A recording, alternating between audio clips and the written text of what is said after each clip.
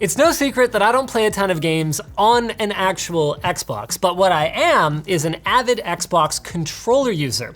Although, confession time, my weapon of choice, even though the Xbox One has been out for years now, is still the Xbox 360 controller. But I am very hopeful that that changes today. I'm getting hands-on for the first time with the new Xbox Series controller.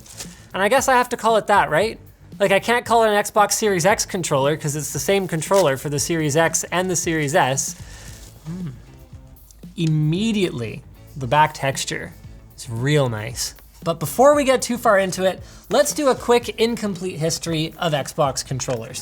Starting, of course, with this one right here. So this is the Xbox Controller S for small, presumably? It's got a couple of memory slots on the back. Remember guys, controllers were all wired in those days, so you could totally put, memory cards built into your controller. It's got triggers on the left and right, so just no shoulder buttons though, so just the triggers. And then on the front, it's actually, which is kind of crazy, not that dissimilar to a current Xbox layout. So just an Xbox logo in the middle, that became a button one generation later. You still got your back and start, as well as, what did we use these ones for actually? On Halo, that turned your flashlight on and off, and maybe changed grenade. Oh, pretty cool. One controversial innovation for this generation was this breakaway cable. So we've actually already been arguing about it off camera here. James is a fan. Apparently it saved his console from his dad tripping over it, but David and I are sort of more in the, this is a really strong connection, and I think the console could probably come off the cable. In fairness, David, we probably don't remember just how heavy the original Xbox was. Yeah, so maybe that's fine. Moving on, the Xbox 360 controller is, in my opinion, one of the most perfect controllers ever. It has a crappy D-pad, the finish on the thumbsticks is quite frankly not very good, and you gotta get kind of third-party little rubber things to put over it. But the contour, in my small adult, large child-sized hands, this controller just feels like home. Everything is easily within reach except the buttons you frankly don't really need that often, like your Xbox button. Yep, that makes its first appearance here, as well as your back and start in the middle. And of course, in addition to the triggers, we now get shoulder buttons, which has become pretty much the standard these days. Bumpers. Bumpers? I'm not calling them that. They're called bumpers.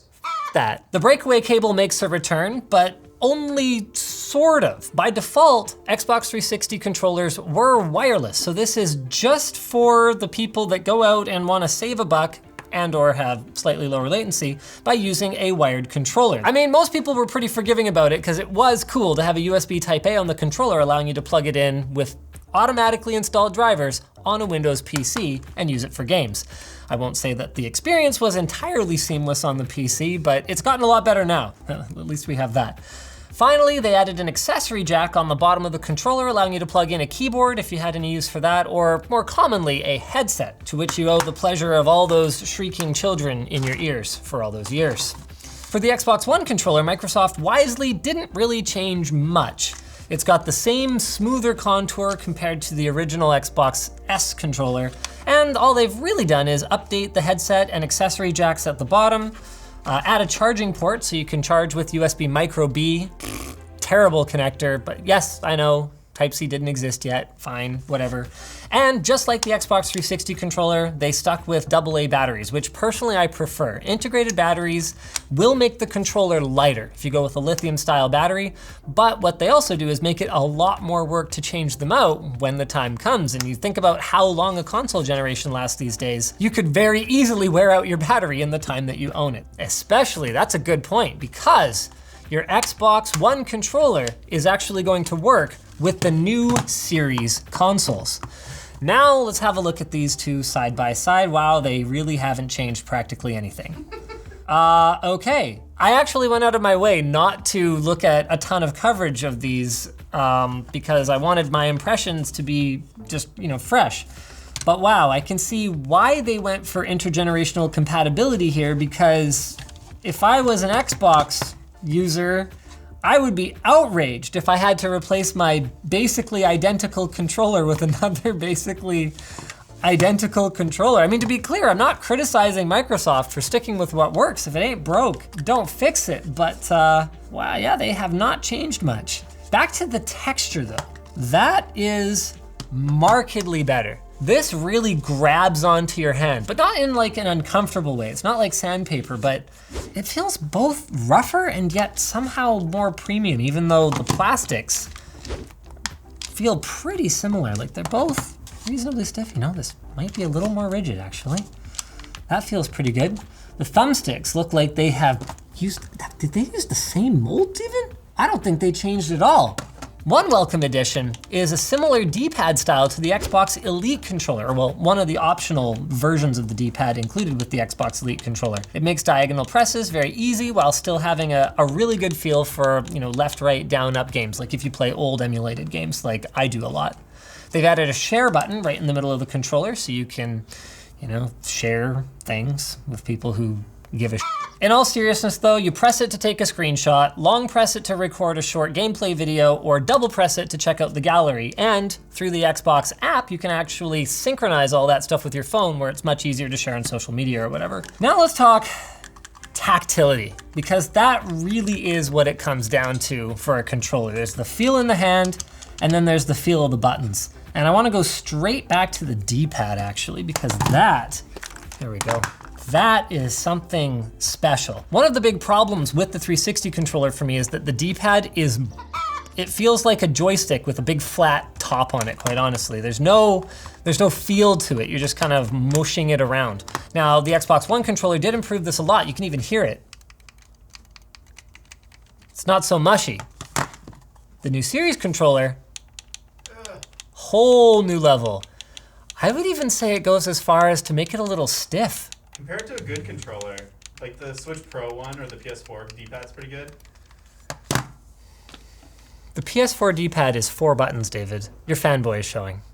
That's what a D-pad is. No. Those are good for selecting items. Yeah, I was playing Super Mario on that thing. It's a little crunchy. Yeah. Yeah, playing like, you know, an Elder Scrolls game or something like that, I'm navigating like, oh, I know I pressed that. But are they solving a problem that they never really had? Like, it's not like, it is better. I'm saying, yeah, this is clearly better. But if I was playing retro games, that's rough. What about a fighting game where you're doing combos like you're rolling it like down, forward, punch in Mortal Kombat, for example? Doesn't feel great. You hear that kind of crunchy sound? Like the tactility of the diagonal is only provided by the tactility of the down and the directions. Like you hear that, it doesn't sound like click, click, click, or even click, click. It's just, like it's not very satisfying for that. The Z-axis on the joysticks is really stiff. These are both new. They feel very similar. So it might just be the newness. I don't think they've really changed the feel of the ABXY buttons in over a decade now.